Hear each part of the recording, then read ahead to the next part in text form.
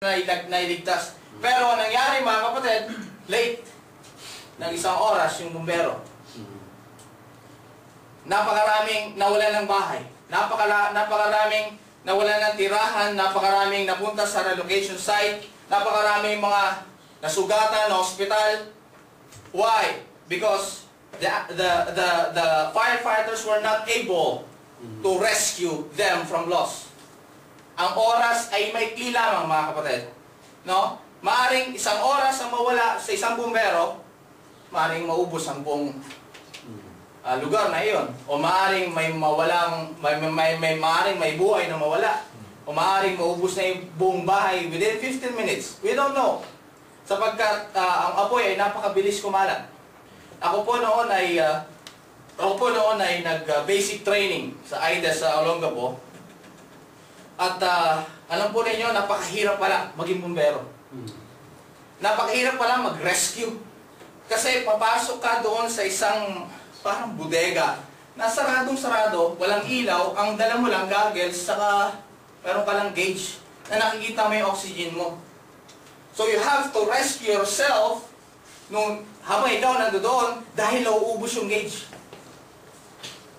Ngayon, ang ginagawa namin, yung iba, hawak-hawak eh. Bilisan mo, bilisan mo. Sandali lang, di ako makakilos. Ang dilim-dilim dito eh. Pero nakikita namin sa gauge mga kapatid, kasi may indigo, paunti na ng paunti yung oxygen namin. So hindi namin alam kung paano kami makakalabas. So, ang kagandahan ng mga kapatid, talagang mauubos na. Time consuming talaga. Kailangan na ma-rescue mo ang sarili mo muna na makalabas ka doon sa lugar na yon. Pero ang kagandahan mga kapatid, talagang sabi ko, patay talaga kami lahat. Ang nangyari, biglang bumukas yung malaking lugar na yon. So alam ng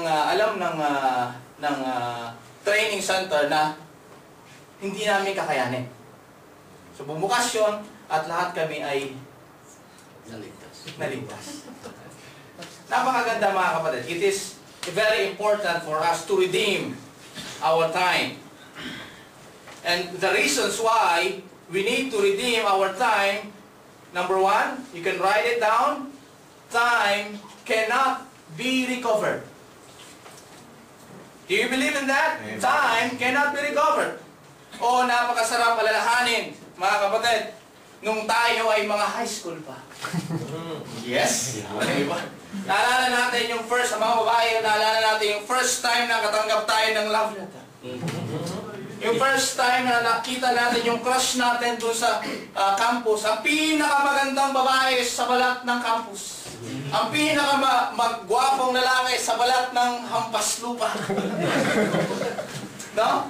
Napakasarap malalahanin ng mga araw na yon.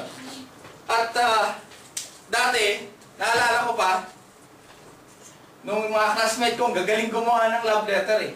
Ang ginagawa nila, gagawa sila, sulat sila love letter, tapos, malapit na yung Valentine's Day, baka gayahin nyo ito ha. Yung ginagawa nila, galing nila magbalot ng parang heart yung... Sino nakatanggap ng gano'n sa babae? Yung parang heart yung parang heart yung love letter. Siguro si Padre Reggie magaling gumawa ng gano'n eh. Okay? Kaso walang mabigyan. Walang mabigyan. Okay? But, those times, mga kapatid, ay mananatili na lamang sa ating mga alaala. At naalala pa natin nung, naalala ko noon tuloy, naalala ko noon nung ako po ay maliit pa, grade 1 nata ako, nung pumapasok ako, ang baon ko ay, alam po niyo yung kamuting, tawag to? Yung kamuting kahoy. Sinasawsaw ko yun sa bagong. Sige iba, sandali lang ha. Kasi yung iba, talagang hindi nila gusto yun. Pero sa Bisaya, hindi nila pagpapalit sa lechon niya mga kapatid. Yung saging na hilaw, isasawsaw mo sa yung iba, siguro may kanya-kanya tayong mga gusto. Yung iba ayaw nung, alam niyo sa Pampanga, kumakain yung parang binuro. Yung iba, ayaw nun. Pero yung iba, hindi nila magpapalit yung mga kapatid sa lechon. Am I correct? Sino ko kumakain nun? Ako lang? Hindi ako kumakain na. Okay? Balik tayo sa time cannot be recovered. Naalala natin noon na nung maliit pa ako, hindi ko alam kung mayaman kami o ano. Pero may TV kami.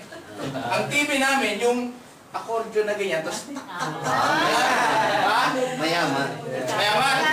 Pero black and white lang yun. Black and white lang yun. So, mahilig po akong parang sabi sa mga kaibigan ko, tara, mag-ano na tayo. Mag-ano tayong TV. Ibubuksan ko ngayon yung ano namin, yung accordion eh. Yabang ko pa. Tara tayo. Tapos lipat namin, alam niyo saan pa mga kapatid? Shider. Pinanonood ng Shider dito. Yung paborito niyo, si Annie, di ba? Okay? Naaalala natin yung mga bagay na yun mga kapatid. Ang sarap alalahanin, hindi po ba?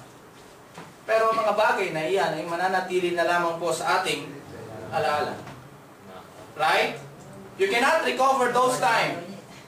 Nasa isipan na lang natin ang mga yan. Dati ang chippy, 2 piso lang. Ngayon, mahal. Kano ba chippy ngayon? Dati yung baon mo tira-tira. May tira-tira, may nogat pa, may tira-tira. Diba? Tapos meron pang, ano yun? Sa mga babae, hilig spray net. Iba na, pamada. Ngayon, iba na eh. Gel na pa, ganun-ganun. Those things, mga kapatid, cannot be recovered. Ang lahat ng iyan ay mananatili na lamang po sa ating mga isipan, sa ating mga alaala. And one of thing that we cannot recover is the opportunity. Do you believe in that? Yes. Opportunity cannot be recovered. I'm gonna give you one example of opportunity that cannot be recovered. It is in the Bible. Kung bubuksan po ninyo sa may mga Biblia, can you open please your Bible and share with others? Luke chapter 16, Luke chapter 16, verse 20 to 31. Luke chapter 16, verse 20 to 31. It is the story of rich man and Lazarus. I'm gonna read with you mga kapatid at sundan po ninyo ako. Luke chapter 16, 20 to 31. There was a certain beggar named Lazarus, which was laid at his gate, full of sores. Marami daw siyang sugat. Merong isang pulubi, ang pangalan niya ay Lazarus, at siya ay maraming sugat. And deciding to be fed with the crumbs which fell from the rich man's table. Nandun lang siya sa ilalim ng rich man's table, naghihintay lang ng mga mugbog ng tinapay na mahulog at yun ang kanya kakainin. Moreover, the dogs came and licked his sores. Dinidilaan yung kanyang mga sugat. Ang sakit nun. And it came to pass that the beggar died. Namatay yung pulubi and was carried by the angels into Abraham's bosom. The rich man also died. Yung mayaman ay namatay din and was buried at nilibing.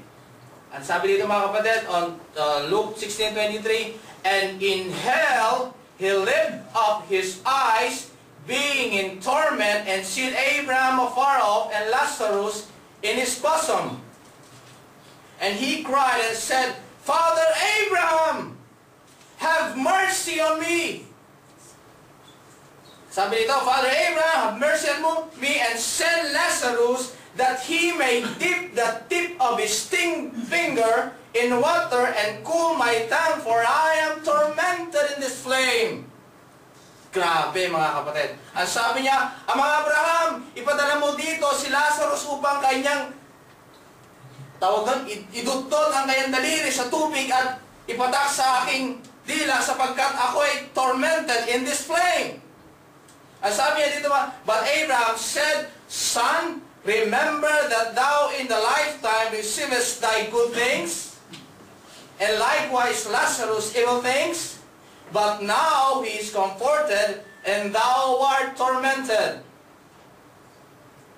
Remember na dati ikaw ay nakakatanggap ng mga mabubuting bagay, but now you are tormented. But now you're receiving things na hindi mo kayang tanggapin. And all